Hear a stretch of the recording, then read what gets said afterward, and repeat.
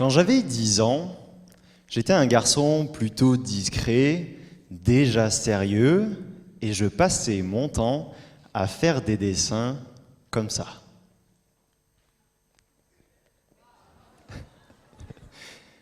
Je dessinais des bunkers ultra technologiques, des bunkers ultra sécurisés. Et à l'intérieur de ces bunkers, il y avait toujours un petit personnage. Vous le voyez?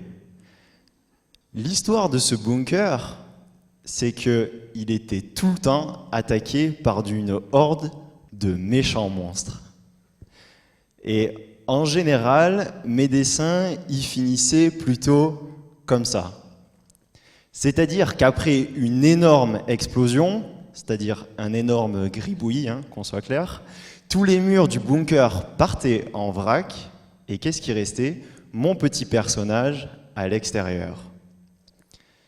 Je l'ai compris que quelques années plus tard, mais ce petit personnage, c'était moi. 8 ans après ces premiers dessins, je rencontrais le premier amour. Alors en général, quand on parle du premier amour, on se dit que c'est les papillons, tout va bien, c'est la jeunesse, tout est facile. Ben non, désolé. Pour moi, ça s'est pas du tout passé comme ça. Pour moi, ce premier amour, c'était plutôt un calvaire. J'étais plein de peur, plein d'incertitudes. Pourquoi? Parce que la fille avec qui j'étais, elle était complètement différente de moi. Elle était pleine d'énergie, pleine d'émotions, pleine d'enthousiasme. Et puis moi, fidèle à moi-même, j'étais plutôt calme, plutôt posé. Et en fait, j'avais aucun moyen de comprendre ce qui se passait en face de moi. On me demandait tout d'un coup d'exprimer mes sentiments.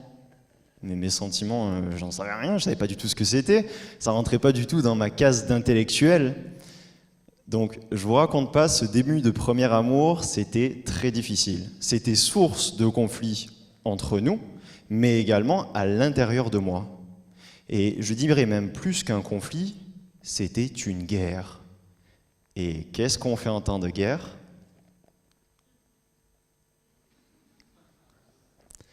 On se réfugie dans un bunker. Alors, j'ai compris les raisons de ce mal-être quelques années plus tard en étudiant les travaux de Carl Gustav Jung.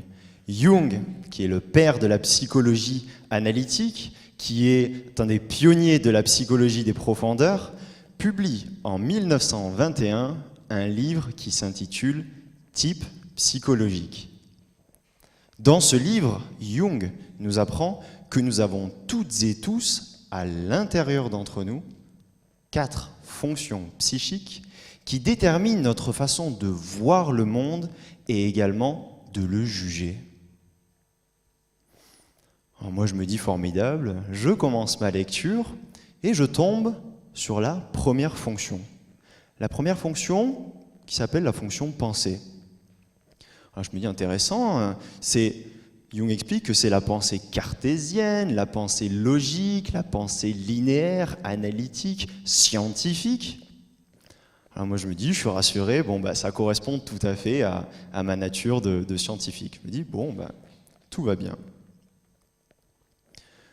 Je continue ma lecture, là je tombe sur une seconde fonction, la fonction qui s'appelle sensation. Alors là, c'est la sensation du monde physique, du monde quantifiable, du monde mesurable, et pour un ingénieur comme moi, ça me parle complètement. Donc là je me dis, tout va bien, et là je me dis, oui, mais non.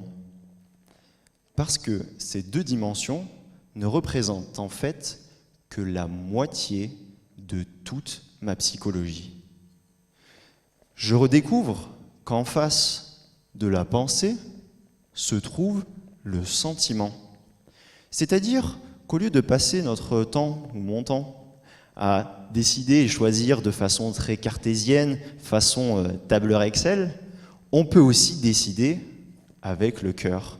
On peut décider selon que l'on aime ou que l'on n'aime pas, selon qu'on le sente ou qu'on ne le sente pas. Alors moi, je vous dis, c'est un scoop. Je continue, et là je découvre qu'en face de la sensation, il existe l'intuition.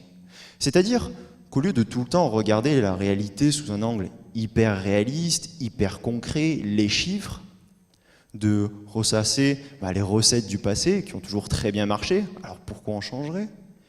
Eh bien, il existe l'intuition.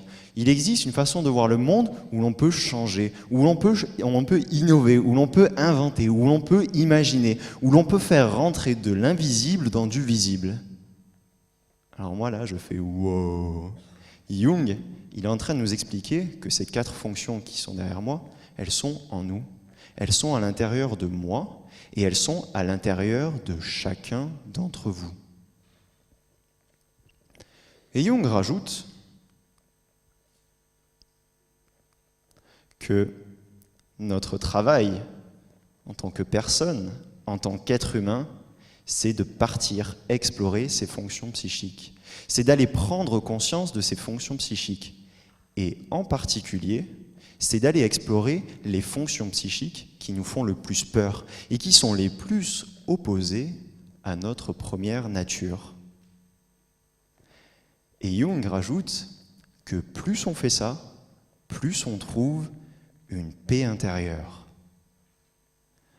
Alors, cette fille qui me causait tant de soucis, cette fille qui me causait tant de tracas, j'ai compris pourquoi.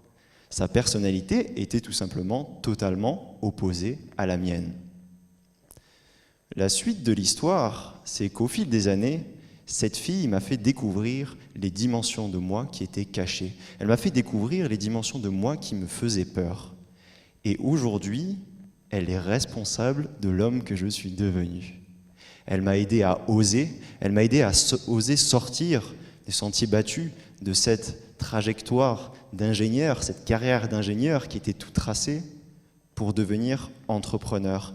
Elle m'a aidé à sortir de ma prison de rationalité, à sortir de ce bunker si froid, si noir, si sombre, pour m'ouvrir aux sentiments. Et vous savez quoi ? Cette fille, je l'ai épousée.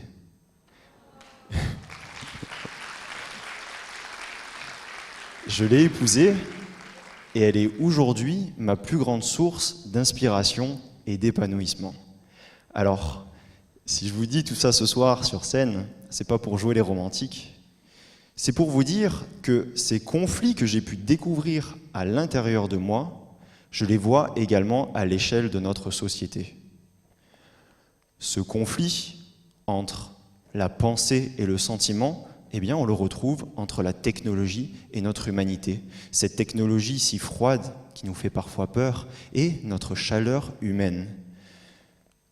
Le conflit entre la sensation et l'intuition, on le retrouve aussi lorsque l'esprit de la jeunesse veut provoquer le changement, mais qu'il se heurte aux traditions, aux habitudes, à l'histoire.